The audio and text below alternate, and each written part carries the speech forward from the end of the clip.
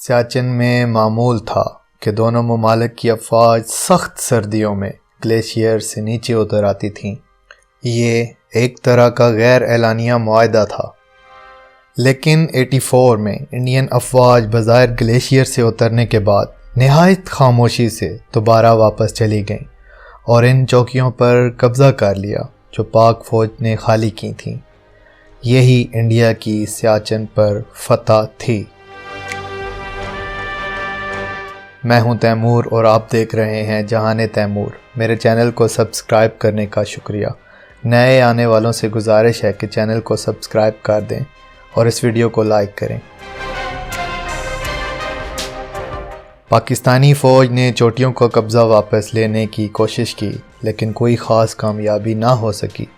چوٹیوں پر دوبارہ قبضہ کرنے کے لیے ایک بڑی اور باقاعدہ جنگ کی ضرورت تھی، جس میں ایئر فورس کی بھرپور معاونت درکار تھی، لیکن پاکستانی فوج کے پاس سیاچن کی سردی کا مقابلہ کرنے والے لباس بھی نہیں تھے۔ اس وقت جنرل ضیاء الحق روس کے ساتھ تاریخ کی سب سے بڑی پراکسی جنگ لڑ رہے تھے، جس میں روس شکست کے دہانے پر تھا۔ جنرل ضیاء کو اندیشہ تھا کہ انڈیا کے ساتھ ایک باقاعدہ جنگ کی صورت میں روس پاکستان کی پشت پر حملہ کر سکتا ہے اور پاکستان بیک وقت دونوں بڑی طاقتوں سے نہیں لڑ سکے گا، نیز پاکستان افغانستان میں جیتی ہوئی جنگ بھی ہار جائے گا۔ خالصتان تحریک اس وقت جڑ پکڑ چکی تھی اور جنرل ضیاء الحق کو امید تھی کہ سکھ آزادی حاصل کر لیں گے، جس کے بعد کشمیر خود بخود انڈیا سے کٹ جائے گا۔ لیکن اس کے باوجود سیاچن کا بدلہ لینے کی خفیہ منصوبہ بندی کا آغاز کیا گیا۔ آپریشن کارگل کا ابتدائی خاکہ تیار کیا گیا۔ اس وقت جنرل ضیاء نے کچھ ایسے بیان بھی جاری کیے جس سے انڈیا کو لگا کہ در حقیقت اس کو سیاچن میں کوئی خاص دلچسپی نہیں۔ 87 میں بریگیڈیئر پرویز مشرف نے SSG کمانڈوز کی مدد سے قائد نامی اہم ترین پوسٹ واپس حاصل کر لی، جس میں وہاں موجود پوری کی پوری انڈین بریگیڈ ماری گئی، جن کی تعداد 300 بتائی جاتی ہے۔ 88-89 میں پہلی بار پرویز مشرف نے بطور بریگیڈیئر بے نظیر بھٹو کے سامنے کشمیر کو آزاد کرانے کے لیے کارگل جنگ کا منصوبہ پیش کیا، لیکن بے نظیر نے منصوبے کو مسترد کر دیا۔ مشرف کا موقف تھا کہ انڈیا کے سیاچن پر دھوکے سے قبضے نے ہمیں جواز فراہم کر دیا ہے۔ کارگل میں بھی سیاچن کی طرح سخت سردیوں میں دونوں ممالک کی افواج نیچے اتر آتی تھی۔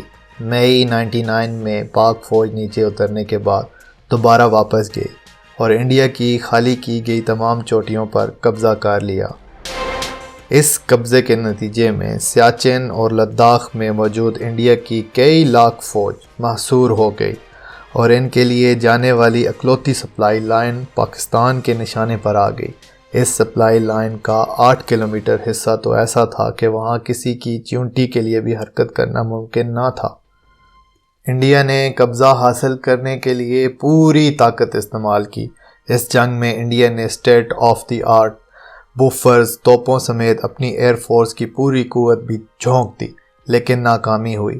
پاکستان نے 6 اہم ترین چوٹیوں پر قبضہ کیا تھا، جن میں سے صرف ایک پر جنگ جاری تھی، باقی 5 انڈیا کو نظر ہی نہیں آ رہی تھیں۔ کل قبضہ کی گئی پوسٹوں کی تعداد 130 تھی، جن میں سے صرف 3 یا 4 ہی انڈیا واپس لے سکا تھا۔ اسی دوران پاک فوج نے انڈیا کے 3 جہاز مار گرائے، جس کے بعد انڈین ایئر فورس نے اپنے حملے بند کر دیے۔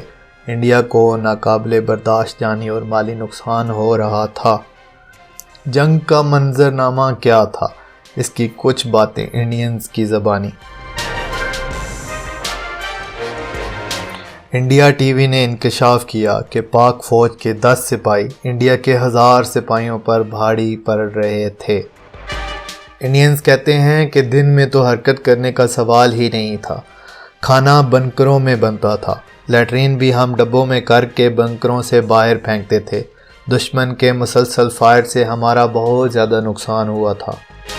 پاکستانیوں نے ہمیں اچھی طرح مار لگانے کے بعد چڑھانے کے لیے اپنے بنکروں سے نکل کر بھنگڑا کیا، اگر ماں کا دودھ پیا ہے تو مار لو، اور ہمارے جوان اتنے گھبرائے ہوئے تھے کہ کسی نے فائر تک نہیں کیا، ہماری بہت بے عزتی ہوئی تھی۔ میجر جنرل ڈی جی بخشی۔ بھارتی فوج کے سابق جنرل کشن پال کا اعتراف ہے کہ کارگل جنگ حقیقت میں بھارت نے نہیں جیتی۔ دوران جنگ ہی انڈیا نے LOC کراس کر کے پاک فوج کے کارگل کے لیے رسد کاٹنے کی کوشش کی۔ یہ کوشش کرنے والے انڈین فوجی نہ صرف پاک فوج کے ہاتھوں مارے گئے بلکہ کئی زندہ بھی گرفتار ہوئے۔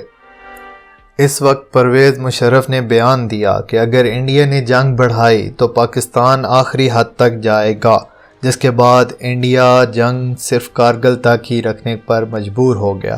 یہ بیان انڈیا کی ہی بنائی گئی ایک ڈاکومنٹری سے لیا گیا ہے۔ انڈیا کو یہ خدشہ پیدا ہو گیا تھا کہ اگر جنگ چند ماہ اور جاری رہی تو کشمیر میں محصور کئی لاکھ انڈین فوج رسد ختم ہو جانے کی وجہ سے ہتھیار ڈال دے گی۔ انڈیا اقوام متحدہ اور امریکہ کو پاکستان پر دباؤ ڈالنے کے لیے مجبور کرتا رہا۔ بالآخر 4 جولائی 1999 کو نواز شریف نے صدر کلنٹن سے ملاقات کے بعد پاک فوج کو کارگل کی چوٹیاں خالی کرانے کا حکم دے دیا۔ نواز شریف کے اس فیصلے کے بعد دوران پسپائی پاک فوج کو پشت پر کیے گئے حملوں میں بہت زیادہ جانی نقصان اٹھانا پڑا۔ انڈیا اور ویکیپیڈیا کا دعویٰ ہے کہ انڈیا دوران جنگ ہی تقریباً 80% کارگل واپس لے چکا تھا۔ یہاں میرا ایک سادہ سا سوال ہے، اگر انڈیا 80% کارگل واپس لے چکا تھا تو جنگ بندی کے بعد چوٹیوں سے واپس کرنے والی 4000 پاک فوج کہاں بیٹھی رہی؟ ہوا میں بیٹھی رہی۔ پاکستان کے مطابق انڈیا کے 2000 کے قریب فوجی مارے گئے، جبکہ انڈیا اپنی 700 فوجیوں کی ہلاکت تسلیم کرتا ہے۔ انڈیا کے مطابق پاکستان کے 700 فوجی مارے گئے، جبکہ پاکستان اپنی 400 فوجیوں کی شہادت تسلیم کرتا ہے۔ لیکن نواز شریف کا دعویٰ ہے کہ انڈیا نے پاکستان کے 4000 فوجی مارے ہیں۔ لیکن اب اس سے کوئی پوچھے کہ وہاں تو ہماری فوج ہی 4000 تھی، اگر سب مارے گئے تو واپس کون آیا؟ خیال رہے کہ پاکستان کے 400 میں سے تقریباً 300 کے قریب فوجی دوران پسپائی چوکیوں سے نکلنے کے بعد اور پشت پر کیے گئے حملوں میں شہید ہوئے۔ کیپٹن کرنل شیر خان ان چند جوانوں میں سے تھے جنہوں نے پوسٹیں خالی کرنے سے انکار کرتے ہوئے محض 27 ساتھیوں کے ساتھ انڈیا کی 2 بٹالین فوج 1000 سے 1500 کا تا شہادت مقابلہ کیا۔ نواز شریف کے اس فیصلے کے بعد پرویز مشرف اور نواز شریف میں کارگل کے معاملے پر محاذ آرائی شروع ہوئی اور دونوں ایک دوسرے کو نقصان کا ذمہ دار ٹھہراتے رہے۔ میڈیا اور اخبارات، خاص کر جنگ گروپ نے اس آپریشن پر زبردست تنقید کی اور ملک بھر میں کارگل آپریشن کے خلاف مہم چلائی۔ پرویز مشرف کو کچھ ایسے آرمی افیسر کی جانب کا سامنا کرنا پڑا جو پرویز مشرف کو اپنا حریف سمجھتے تھے۔ ان میں chief of naval staff admiral Fasih Bukhari, جو chief of joint staff committee بنانا چاہتے تھے، اور لیفٹیننٹ جنرل علی خان شامل تھے، جس کو بائی پاس کر کے پرویز مشرف کو آرمی چیف بنایا گیا۔ نواز شریف نے اعلان کیا کہ اس کو اس جنگ سے لاعلم رکھا گیا، حالانکہ اس کی ویڈیوز آج بھی یوٹیوب اور سوشل میڈیا پر موجود ہیں، جس میں اس نے دوران جنگ محاذ کا دورہ کر کے پاک فوج کو شاباش دی۔ یو ٹرن تب لیا جب امریکی دباؤ آیا، جس کے بعد نواز شریف نے DCC میٹنگ کے دوران پرویز مشرف پر الزام لگایا کہ تم نے مجھے لاعلم رکھا۔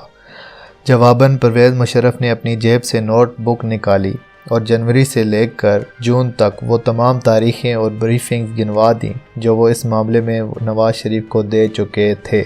ان کی تعداد 7 تھی۔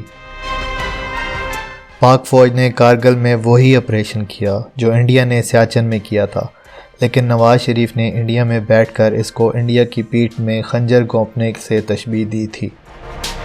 کارگل جنگ میں بظاہر پسپائی اختیار کرنے کے باوجود پاک فوج نے جوائنٹ 53 پر قبضہ برقرار رکھا۔ یہاں کارگل کی سب سے بلند چوٹی ہے۔ پاک فوج جب چاہے بھارت سپلائی لداخ اور سیاچن گلیشیئر کے لیے بند کر سکتی ہے۔ یہیں سے ٹائیگر ہل اور ارد گرد کے علاقے پاکستان توپ خانے کی زد میں ہیں۔ پاک فوج یہاں پکے بنکر بنا چکی ہے اور سپلائی کے لیے سڑک بھی تعمیر کر لی گئی ہے۔ سچائی یہ ہے کہ انڈین فوج کو شکست دینے والی پاک فوج کارگل میں اپنے ہی وزیر اعظم سے شکست کھا گئی۔